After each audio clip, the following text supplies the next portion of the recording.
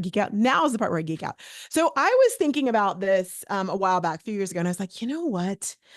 I just had this theory about why people buy and who people are. Okay. And I decided to dig a little deeper. Turns out I'm not the first person who came up with this. So this is actually, there's a study that was done like a while ago, but I'm like, I knew it. And I had this feeling. So I want to break this down for you because I think it will help you understand what you're doing, why you're doing, and probably actually help you to keep going. Okay. So let's break this down. Okay. Number one, here we go. There are different people in the world. Okay. There are different people. And based on what the product is, people act differently. Okay. So 2.5% of society, they did the study. 2.5% of society happen to be what we call innovators. Those are the risk takers. Those are the people who stand in line to buy the new thing. If you're from the cult of Apple, like I am, I have actually spent the night twice. But yeah, before you could actually just buy it online, you had to stand in line overnight. I did that for 2 different Apple products. So I'm an innovator, early adopter. It didn't matter to me. I'm like, sounds great. I want it. And by the way, if you ever get a chance to stand in line for something, it is actually quite fun. You meet a lot of fun people. But 2.5% of people out there are the people who do not need to read. They don't need to read reviews. They hear about it, they're ready to go, and they want to be the first person in line to try it. That's 2.5% of society. Okay. Now, 13.5% are what we call the early adopters. They're somewhat a risk taker, but maybe they know, okay. So they're like, yeah, okay, Apple, for example, I know you've got this new product. I trust you because I have this other product from you. So fine, I'll try the glasses. Okay. But they are somewhat of a risk taker.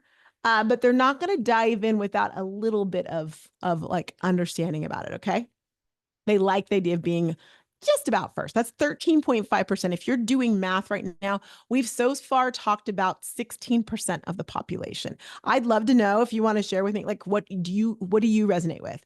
Are you an innovator or you're an early adopter? Or perhaps you're like 34% of society. You're an early majority. And the early majority is the person who is not going to be the first to get it, but they want to see the trend and then go for it. If we were thinking about like Calidata, for example, they're the people who look to see what's trending on Calidata and then they jump on it, but they're not the person that's going to be like, oh, okay, I'm going to try these earphones. I'll be the first person to try it. That is not an early majority. They are going to wait and see a little bit of information before they decide to jump on it. Okay. All right. Now, then we have the late majority, y'all, the late majority, which is also 30%. So now this is if the early majority and late majority are 34%. Let me also say about the early majority, they do want to see some reviews. They want to hear a little something about it before they're going to ask around before they dive in. Okay. Now with your late majority, okay, they want research, they want proof, they want to see a certain amount of reviews. My husband is probably late majority. He's like, if it doesn't have a 1,000 reviews, I'm not going to look at it. I'm like, what are you talking about? What? Okay. These are the people who are not going to be the first in line for anything, but they will get on board because they're like, all right, my friends are saying I should try this. Everyone's saying it. I'll do it. Fine. I will do it. Y'all, 68%. If you're doing the math, 68% are be early majority or late majority. And then last but not least, we have our laggards. Our laggards, I consider these people who still have a flip phone. Okay. They still have a razor. They have not gotten to the smartphone. They are so like skeptical. On TikTok, they're probably the people who go through rooms and say, that doesn't work. That doesn't work. And they've never tried it.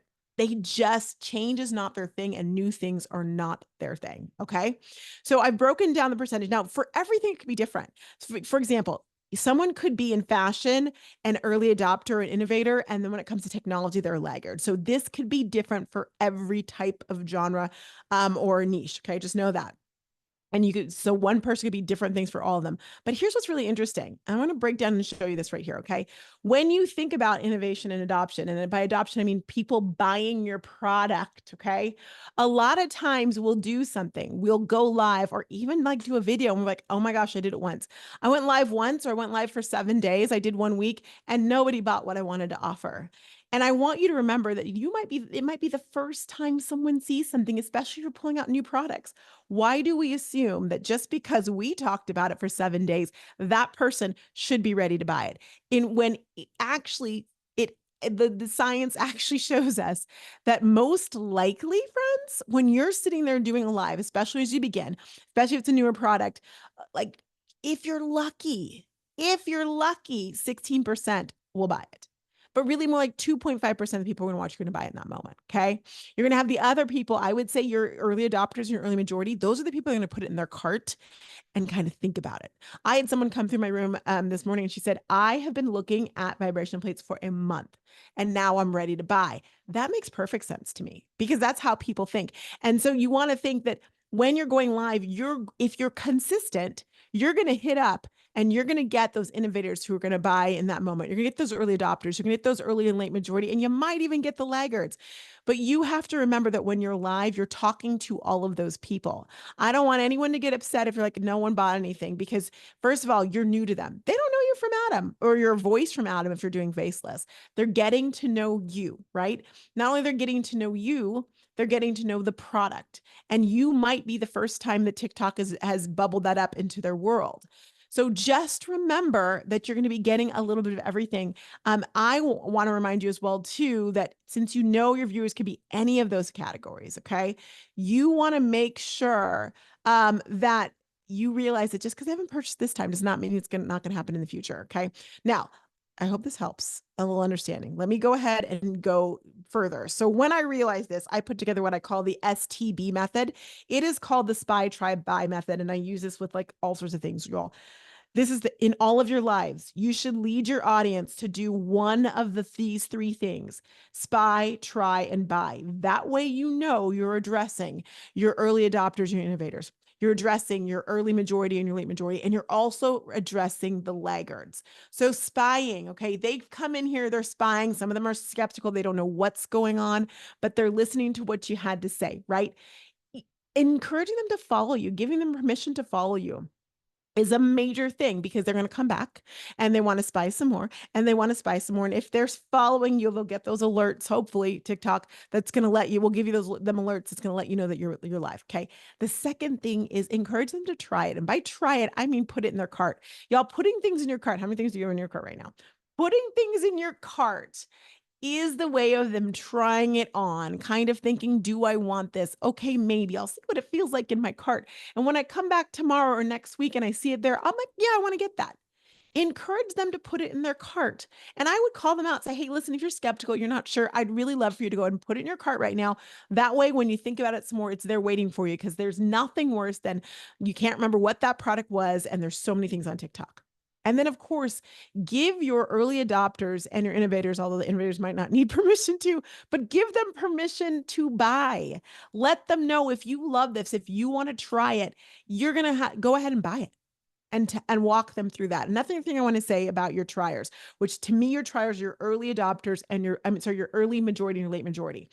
One thing you can do that's going to help them out, because they're so nervous. What if it doesn't work? What if it's not good for me? What if I don't like it? What if not enough people gave it enough stars? Remind them to look at the reviews. Encourage them. Hey, tap on here, look at the reviews. TikTok has a new thing now called customer choice. A customer choice item is an item where it has a lot of people purchased it. It has high ratings, quick shipping, and also low returns. Okay. I lean into that. I let people know, because I'm not talking to the innovators or the early adopters in that moment. I am, because they get off on being the first person to try something. I'm talking to the people who are early and late majority and the laggards, saying, look at all these reviews. I encourage them to read the reviews. You should encourage them to do that as well, too. And also remind them that there is absolutely no risk. They get a 30-day money back guarantee. So if you're worried, try it for yourself and see, and give them that permission as well, too. Okay. When you think about the spy try there we go. The spy try buy method. I hope that like ingrains in your head that you want to encourage people. And please believe me, if you get off a live and you have no GMV, but you have new followers, you've won. You've absolutely won because those people fall and you're going to come back for more. And also remember, that's telling TikTok, hey, someone found value in this. Please do not be discouraged. I have too many people coming saying, I did it for a week, it didn't work. A week is not long enough, friend. You know that it's not long enough. And you now know that most people are not, even if they come and watch you for 5 days in a row, they are not going to jump. If there's someone who is a majority or a laggard, they're not going to jump off the couch in that moment. So you got to give them permission to know that it's okay and that you're a safe space to come back to. Okay. All right.